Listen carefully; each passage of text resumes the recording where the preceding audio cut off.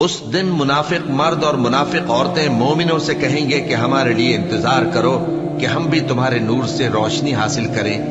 ان سے کہا جائے گا کہ پیچھے کو لوٹ جاؤ، پس وہاں نور تلاش کرو۔ پھر ان کے بیچ میں ایک دیوار کھڑی کر دی جائے گی جس میں ایک دروازہ ہوگا، جو اس کی جانب اندرونی ہے اس میں تو رحمت ہے، اور جو بیرونی جانب ہے اس طرف عذاب ہے۔ تو منافق لوگ مومنوں سے کہیں گے کہ کیا ہم دنیا میں تمہارے ساتھ نہ تھے؟